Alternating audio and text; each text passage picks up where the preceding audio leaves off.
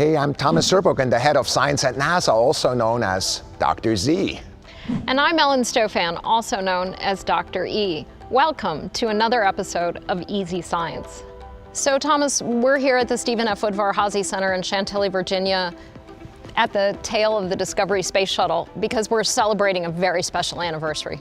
That's right. I just talked to my kid who just started college. He's 18 years old, and astronauts have been in orbit for his entire life. There has been an American in the space station and in international partners during the same time. For 20 years, the space station has been inhabited, and what an amazing anniversary of international cooperation. This 6-bedroom building up there, the length of a football field or so, inhabited and doing science. It's incredible. We feel a really close connection to the International Space Station because about a third of Discovery's missions were helping to construct it. You know, there's modules on the space station from the United States, from Japan, from the European Space Agency, and Russia. And it's such a great example of international cooperation, how even though sometimes we don't get along here on the ground, we can literally go to a higher plane and find a way to cooperate. That's right, 240 astronauts from 19 countries, nearly 3,000 experiments, and many of them, of course, on the inside. But we have multiple experiments from 3 disciplines hanging from the outside of the space station. I'll pick up one. The structure of neutron stars. The internal structure of that is measured by the NICER experiment. And that is right now taking measurements of X-rays in the sky from the space station.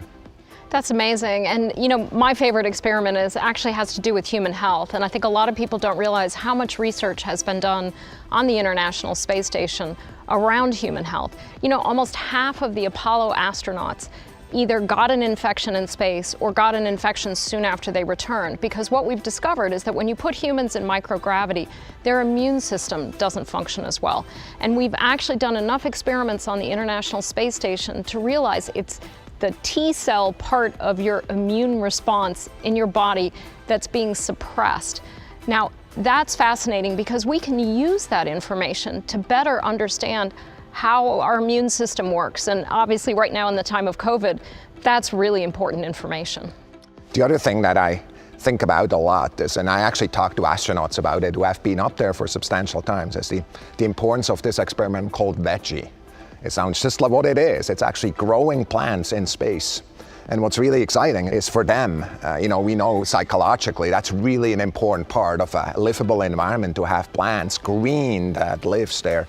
And frankly also that they can eat.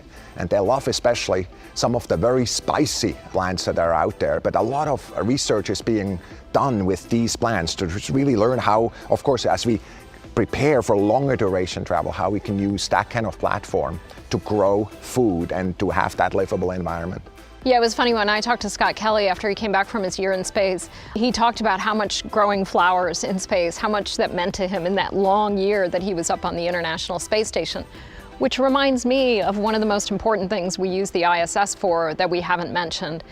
This whole issue of learning to live in space is critical for getting humans not just back to the moon, but on to Mars. It's that 7-month journey to Mars, time on Mars, time back. The International Space Station, we've been using it as a platform to get humans ready, to get our technologies ready to go further out into the solar system.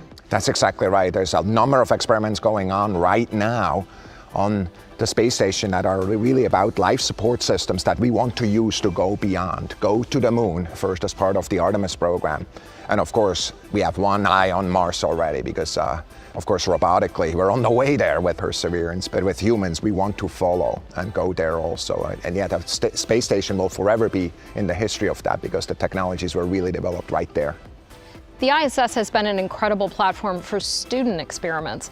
So every year at any given time up on the ISS, there are experiments going on that were sent up there by students, high school students, even elementary school students at one point, college students. It's an incredible platform to let students get that first understanding of how does science work? How do you design an experiment? How do you get a result and what do you do with it? That's exactly right. And for me, kind of when I think of the space station, I think of it as a victory of the human spirit and the coming together as the Earth as one, explore as one, both on the human side, but also the scientific side. So I just really want to congratulate the entire team that has been part of that building it, but also during the entire 20 years running this highly complex machine internationally. And I look forward to everything we're going to learn in the future as well. It's an incredible success, and we can't congratulate enough the International Space Station team and all the countries, the European Space Agency, Russia, obviously the US, and Japan, who've been the key core part of the ISS team. Well, I think we're just about out of time. Thank you for joining us for another episode of Easy Science.